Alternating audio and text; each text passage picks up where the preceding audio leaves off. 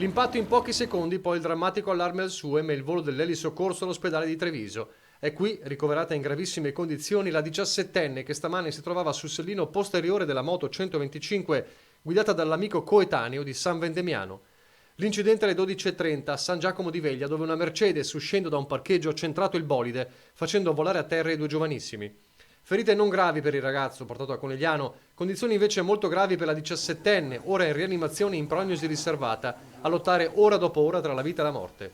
Solo mezz'ora prima, ma a Castello di Godego, era toccato a un ciclista essere urtato da un'auto nei pressi del cimitero, fortunatamente senza gravi conseguenze. Restano invece stabili, ma sempre serie, le condizioni del 18enne travolto dalla vettura del parroco a Gorgo al Monticano ieri sera poco dopo le 20.